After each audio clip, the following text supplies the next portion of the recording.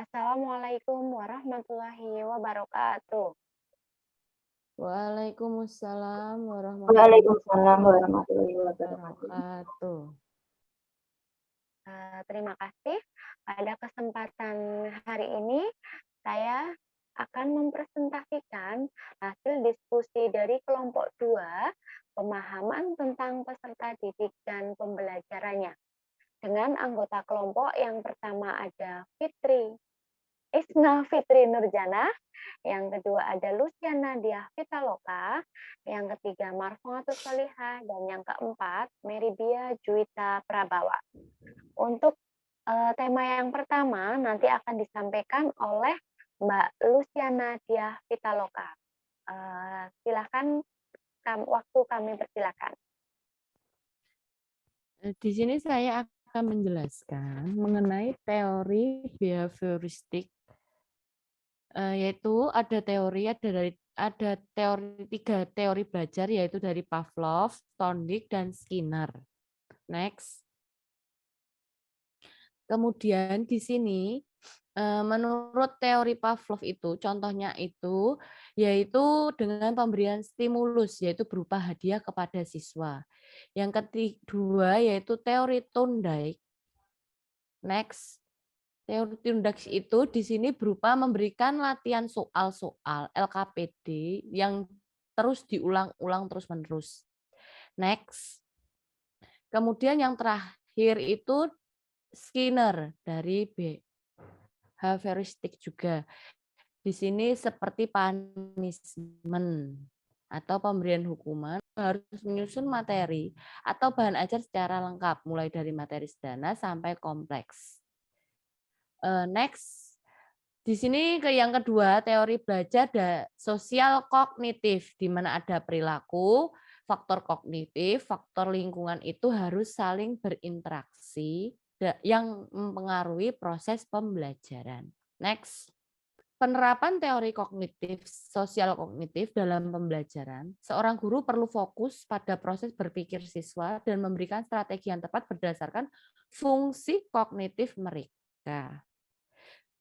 Seperti kegiatan memberikan waktu untuk bertanya.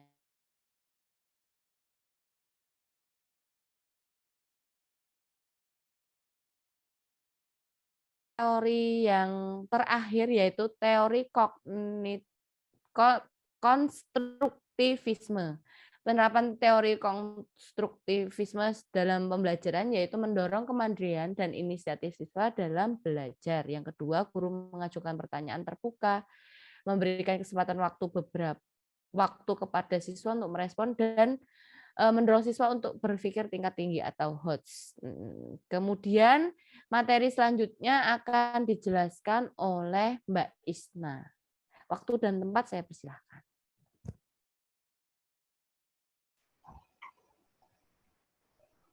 Oke, di sini saya akan menjelaskan model pembelajaran konstruktivisme.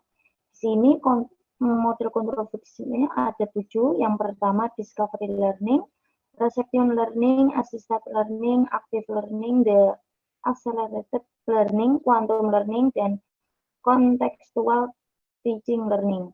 Yang pertama saya akan menjelaskan discovery learning.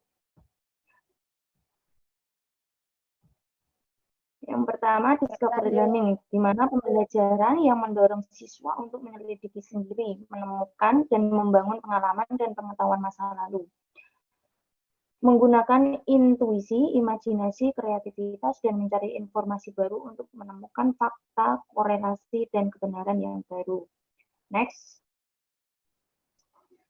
Yang kedua, reception learning, di mana suatu model pembelajaran guru menyusun situasi belajar, memilih materi-materi yang tepat untuk peserta didik, kemudian menyampaikannya dalam bentuk pengajaran yang terorganisasi dengan baik, mulai dari umum ke hal-hal yang lebih terperinci. Yang ketiga, assisted learning, suatu model pembelajaran konstruktivisme yang lebih menekankan pada subjek, yaitu siswa, di mana siswa berperan aktif dalam proses pembelajaran berlangsung, dan peran guru hanya sebagai fasilitator. Next. Yang keempat, active learning, di mana usaha dalam kegiatan pembelajaran yang mencoba membangun keaktifan peserta didik selama proses pembelajaran, di mana menekankan keterlibatan seluruh indera.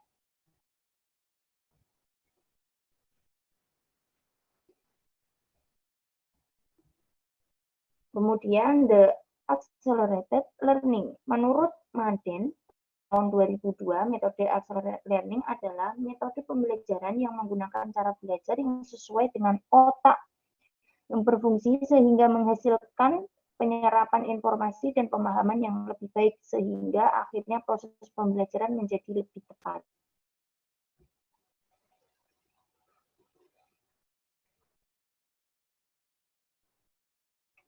Kemudian quantum learning. Quantum didefinisikan sebagai interaksi yang mengubah energi menjadi cahaya.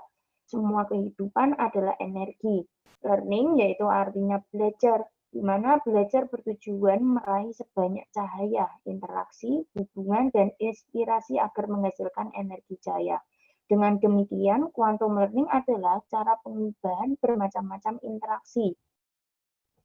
Hubungan dan interaksi yang ada di dalam dan di sekitar momen belajar siswa. Yang terakhir,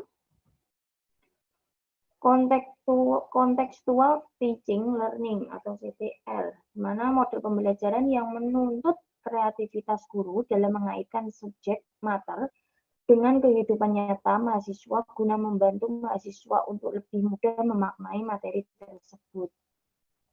Oke, materi selanjutnya akan disampaikan oleh teman saya, Marfumatus Solehah. Waktu dan tempat kami persilahkan. Terima kasih atas waktunya. Untuk selanjutnya, materi yang akan saya sampaikan adalah rencana untuk meningkatkan motivasi siswa dengan masalah sebagai berikut. Untuk yang pertama, anak yang memiliki kemampuan rendah dan keinginan rendah untuk sukses, hal yang kami lakukan adalah yang pertama, meningkatkan kemampuan guru dalam proses belajar sehingga pembelajaran lebih menarik dan inovatif. Untuk yang kedua adalah mencari tahu penyebab kemampuan dan kemampuan yang kurang dari keluarga ataupun lingkungannya. Proses yang ketiga adalah memberikan motivasi kepada siswa. Yang keempat, memaksimalkan fasilitas belajar. Yang kelima, menggunakan metode yang tepat sesuai dengan kemampuan anak. Yang keenam, menggunakan media pembelajaran. Serta yang terakhir, melakukan evaluasi pembelajaran. Next. Dan untuk kasus yang kedua adalah anak yang menjaga harga dirinya tinggi akan tetapi memiliki rasa takut gagal yang kuat. Hal yang dilakukan adalah yang pertama, mencari tahu penyebab rasa takut yang dimiliki anak, bisa jadi karena sebuah ancaman maupun faktor yang dipengaruhi oleh lingkungan. Untuk tahap yang kedua adalah memberi rasa aman dan nyaman pada siswa tersebut. Yang ketiga adalah tidak menertawakan sebuah kegagalan. Yang keempat, menumbuhkan rasa percaya diri dengan sebuah pujian, semangat, dan tepuk tangan untuk siswa. Selanjutnya untuk materi yang berikutnya akan disampaikan oleh Mbak Meribia Juwita. Untuk waktu dan tempat kami persilahkan. Baik, terima kasih atas waktunya. Di sini saya akan melanjutkan mengenai kasus anak yang tenang dan meremehkan keterampilan teman. Adapun hal yang perlu dilakukan sebagai berikut. 1. Menumbuhkan kesadaran dan pentingnya menghargai sesama. Yang kedua, memberikan kesempatan mengemukakan pendapatnya. Yang ketiga, memberikan pendekatan dan pengertian pada peserta didik. Yang keempat, memberikan apresiasi positif kepada peserta didik. Kemudian yang kelima, memberikan tugas kepada peserta didik tersebut untuk menjadi pemimpin dalam suatu kelompok. Kemudian yang selanjutnya mengenai kasus anak yang menunjukkan sedikit minat dan tidak tinggal bersama orang tuanya, hal yang perlu dilakukan adalah 1. Menciptakan kelas belajar yang menyenangkan. 2. Kegiatan pembelajaran yang aktif dan kreatif. Ketiga, menghubungkan kegiatan belajar peserta didik dengan minat. peserta didik. Yang keempat, mengapresiasi setiap tindakan peserta didik. Yang kelima, menggunakan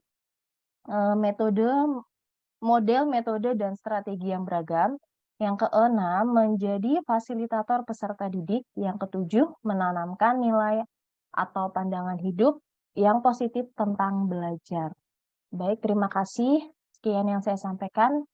Saya kembalikan ke Mbak Marfuatus.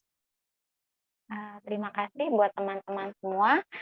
Demikian presentasi dari kelompok 2. Kurang lebihnya mohon maaf. Sekian dan terima kasih. Wassalamualaikum warahmatullahi wabarakatuh. Waalaikumsalam warahmatullahi Waalaikumsalam Waalaikumsalam warahmatullahi warahmatullahi wabarakatuh. wabarakatuh.